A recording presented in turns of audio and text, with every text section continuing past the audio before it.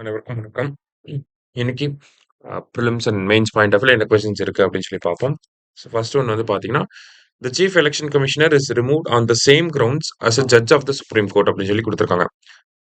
அதாவது ஒரு தலைமை தேர்தல் ஆணையரை நம்ம பதவி நீக்கம் செய்யணும்னா, உச்சநீதிமன்றத்துடைய நீதிபதியை எப்படி பதவி நீக்கம் செய்யறோமோ அதே நடைமுறைகள், அதே ப்ரொசீஜரை பேஸ் பண்ணி தான் நம்ம பதவி நீக்கம் செய்ய முடியும். அதான் same ground and same manor அப்படின்னு சொல்லி லட்சுமிகாந்த்ல கொடுத்திருப்பாங்க. சரியா? ஸோ ஃபர்ஸ்ட் ஸ்டேட்மெண்ட் வந்து நம்ம கரெக்ட் தான்.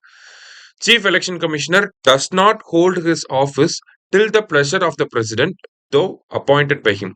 தலைமை தேர்தல் ஆணையர் குடியரசுத் தலைவரால் நியமிக்கப்பட்டாலும் அவர் விரும்பும் வரை பதவியில் நீடிப்பதில்லை அப்படின்னு சொல்லி கொடுத்திருக்காங்க. கரெக்ட் தான். குடியரசுத் தலைவர் தான் வந்து சீஃப் எலெக்ஷன் கமிஷனரை அப்பாயிண்ட் பண்றாரு. இருந்தாலும் அவரோட பிளஷருக்கு இவர் ஒர்க் பண்றாரானா கிடையாது. பார்லிமெண்ட் சொன்னா அவரை ரிமூவ் பண்ணி தான் ஆகணும். அப்ப பிளஷர் ஆஃப் த பிரசிடென்ட்டுக்கு இந்த இடத்துல வேலை கிடையாம போயிரு. சரியா? ரெண்டுமே கரெக்ட் தான். போத் கரெக்ட் அப்படிங்கிறது கரெக்ட் ஆன்சர். Option C. அடுத்தது, India's 22nd Indian institute of management will be set up in.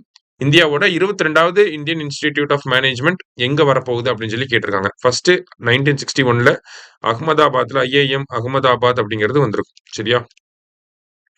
So இப்ப 22வது ஐஐஎம் எங்க வரப்போகுது அப்படின்னா கவுஹாத்தில வரப்போகுது. கவுஹாத்தி எங்க இருக்கு அப்படின்னா அஸ்ஸாம்ல இருக்கு. சரியா? அடுத்தது, according to the chief minister of Tamil Nadu, women saved how many rupees under the Vidiyal Payanam scheme in 51 months அப்படின்னு சொல்லி கேட்டிருக்காங்க. தமிழக முதல்வரின் கூற்றுப்படி விடியல் பயணம் திட்டத்தின் கீழ் பெண்கள் 51 மாதங்களில் எத்தனை ரூபாய் சேமித்துள்ளனர் அப்படின்னு சொல்லி பாத்தீங்கன்னா 50,000 ரூபாய் சேமிச்சிருக்காங்க.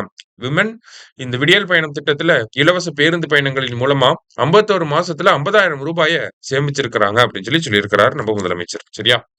அடுத்தது, the unemployment rate in India declined to 5.2% as per PLFS survey. அதாவது பீரியாடிக் லேபர் ஃபோர்ஸ் சர்வே படி பாக்குறப்ப இந்தியாவோட அன்எம்ப்ளாய்மெண்ட் ரேட் வந்து 5.2% இருக்கு. அதாவது 5.6% இருந்து 5.2% கம்மியாயிருக்கு. ஃபர்ஸ்ட் ஸ்டேட்மெண்ட் கரெக்ட் தான்.